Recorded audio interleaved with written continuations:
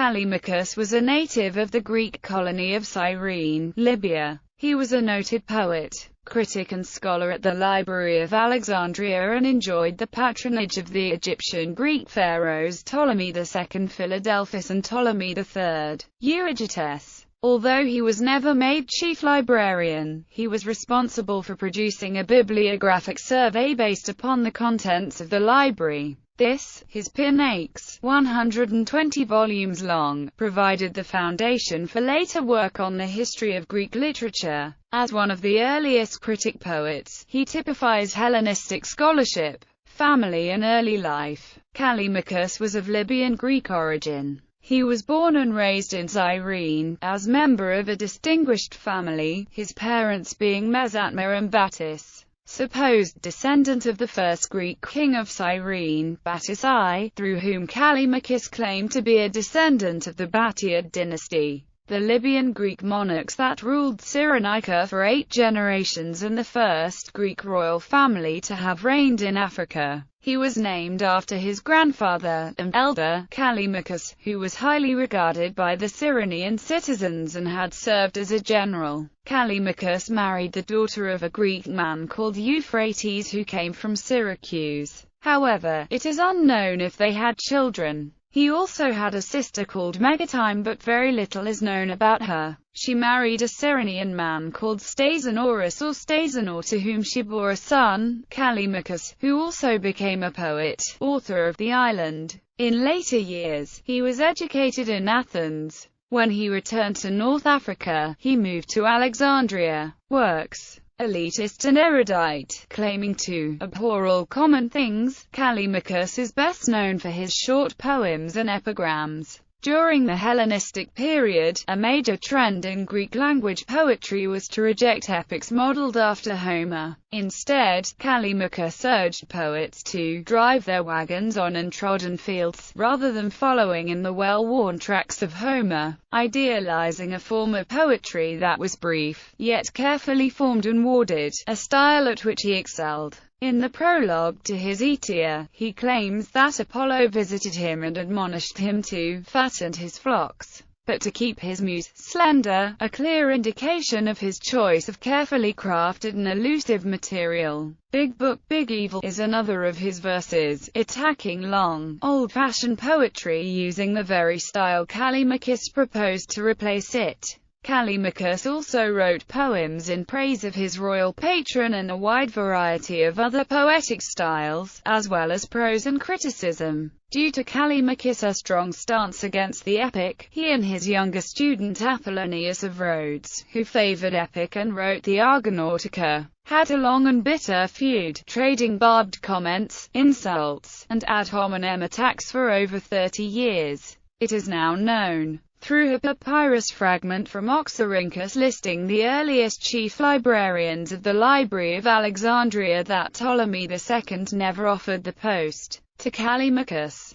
but passed him over for Apollonius Rhodius. Some classicists, including Peter Green, speculate that this contributed to the poet's long feud. Though Callimachus was an opponent of big books, the Suda puts his number of works at 800, suggesting that he found large quantities of small works more acceptable. Of these, only 6 hymns, 64 epigrams, and some fragments are extant. A considerable fragment of the Hekel, one of Callimachus' a few longer poems treating epic material, has also been discovered in the Reina papyri. His Aetia, in other rare longer works surviving only in tattered papyrus fragments and quotations in later authors, was a collection of elegiac poems in 4 books, dealing with the foundation of cities, obscure religious ceremonies, unique local traditions apparently chosen for their oddity, and other customs, throughout the Hellenic world in the first 3 books at least.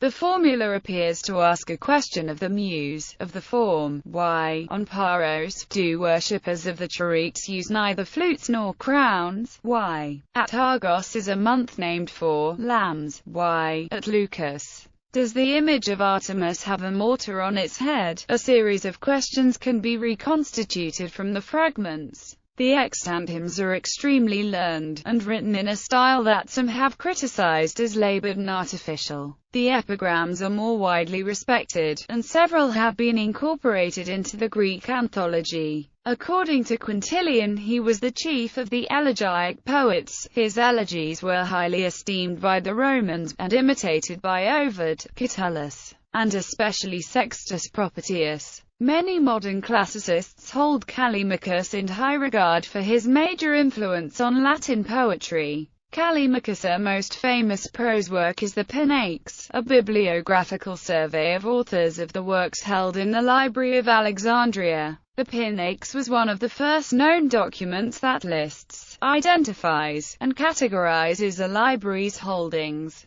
By consulting the Pinaeus, a library patron could find out if the library contained a work by a particular author, how it was categorized, and where it might be found. It is important to note that Callimachus did not seem to have any models for his Pinaeus, and invented this system on his own. Critical editions. Pfeiffer, Callimachus, Volume I, Fragmenta, ISBN 978-0-19-814115-0. Pfeiffer, Callimachus, Volume E, Himerae Epigrammata, ISBN 978-0-19-814116-7. Lloyd-Jones, A.L. Supplementum Hellenisticum, ISBN 978-3-11-008171-8.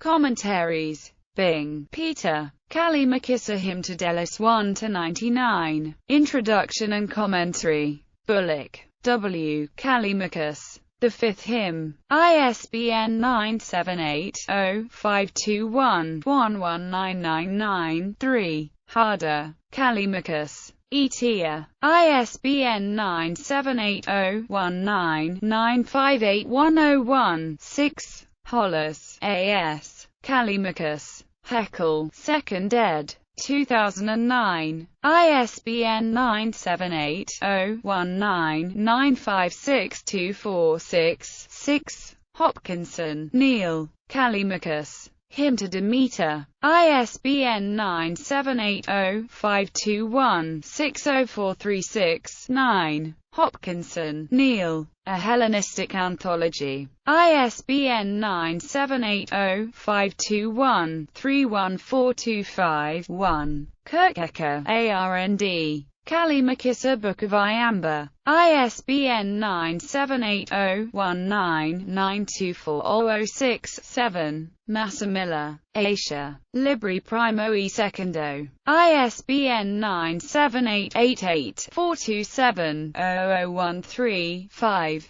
Massimilla, Asia. Libro Terzo e Quarto. ISBN 978-88-6227-282-7. Mackay, J. Erisichthan. A Callimachian Comedy. ISBN 978-90-04-01470-1. Mackay, J. The Poet at Play. Callimachus, The Bath of Pallas. McLennan, R. Callimachus. Hymn to Zeus. Williams, Frederick. Callimachus. Hymn to Apollo. ISBN 978-0-19-814-007-8. Translations. Lombardo and Rayor, D.J. Callimachus. Hymns, Epigrams, Select Fragments. ISBN 978-0-8018-3281-9. Mayer, A.W. and Mayer, G.R. Callimachus.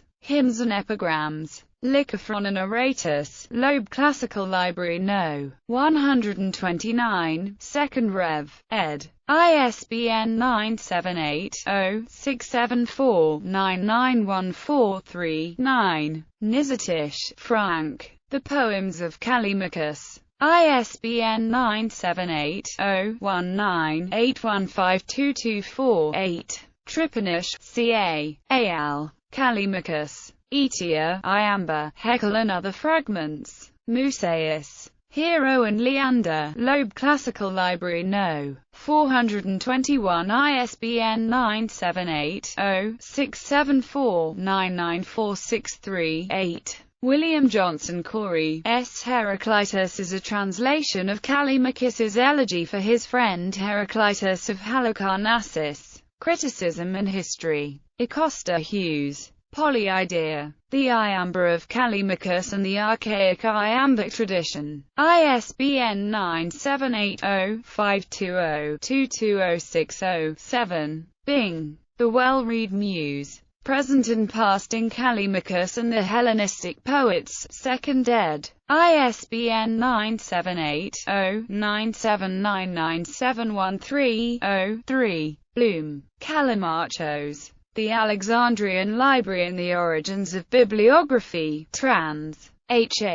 Wellish. ISBN 978-0-299-13170-8. Cameron. Callimachus and His Critics. ISBN 978-0-691-04367-8.